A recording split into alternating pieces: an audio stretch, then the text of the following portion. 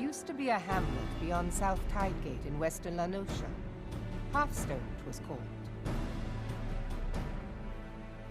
Some years prior to the Maelstrom's founding, Leviathan rose from the briny depths and set about unleashing watery hell upon us. On that occasion, the company of heroes put him down before he could do too much damage. But when the bastard came next, this time in the wake of the calamity, we were not so fortunate. Weary of ravaging our shoreline, he summoned a tidal wave which fair leveled Hearthstone and washed the soil away for good measure. The area was subsequently occupied by the Sahagin. Aye, the thrice-damned creatures transformed it into a spawning ground for their brood. Given the quantity of crystals stolen to feed him and his legion of thralls, we can be fairly sure that Leviathan is stronger now than in his previous incarnations. If that sea demon is left to wreak havoc, what befell Hearthstone may well befall a larger settlement, even Limsa. That cannot happen.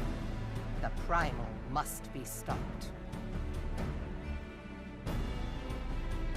That was ever our objective, Admiral. But how are we to achieve it? The sea is Leviathan's uncontested domain. The ships of the 3rd Squadron could not close to within 100 yards of the Primal, nor could their cannons pierce his defenses.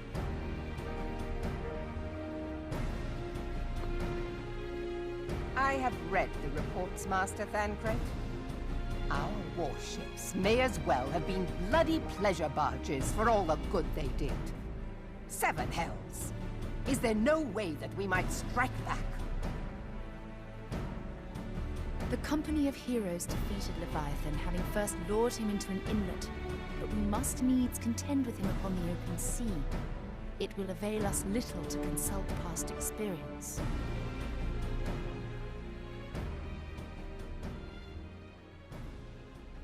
Admiral, if I may. Speak freely, Marshal. By all accounts, Leviathan's most formidable weapon is the very sea itself. Waves and whirlpools, tides and currents, all these things are his to command. The key to victory, I believe, lies in disarming our foe. This, in effect, is what the company of heroes achieved with their ruse. We cannot lure Leviathan from the sea a second time. But what if we could weaken his hold upon the element of water? I have heard of devices capable of such wonders. They draw upon the power of corrupted crystals, I am told.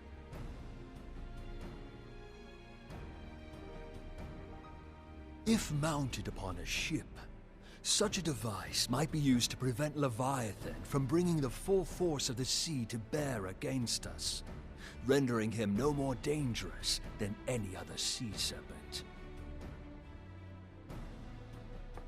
Of course! Sid built a similar device to grant the Enterprise safe passage through Garuda's Tempest, did he not?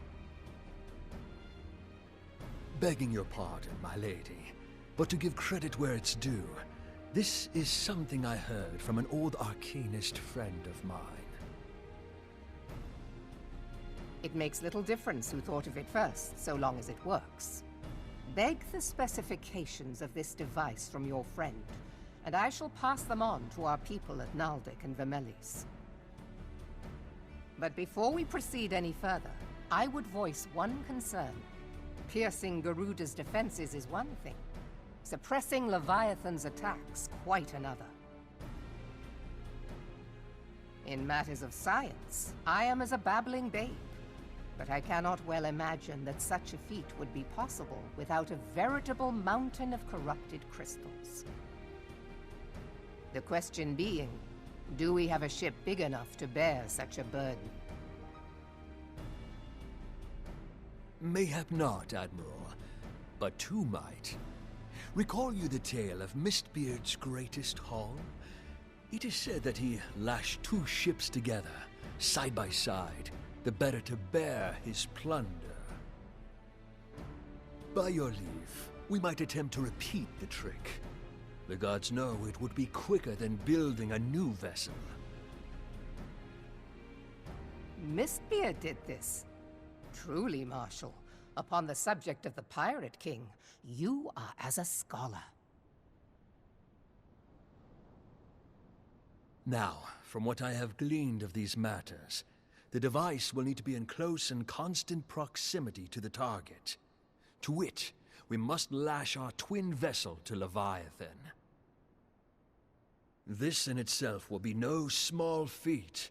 Ramming speed will be required, but given the weight of the cargo, that will only be attainable with the aid of a towing vessel.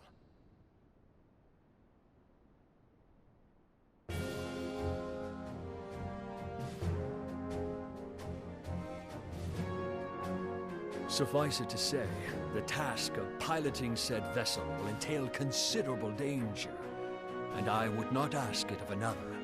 I volunteer myself. It will be dangerous for all involved, but we have no better recourse. Very well.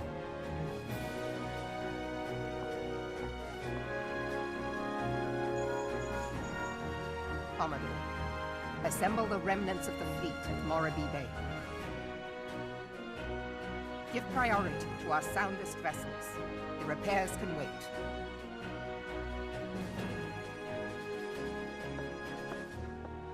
Storm Marshal Slafirson, command of the operation is yours. I want that twin vessel ready to sail post-haste.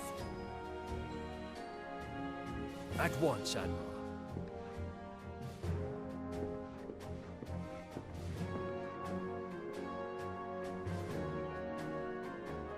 And then there is the small matter of slaying the beast.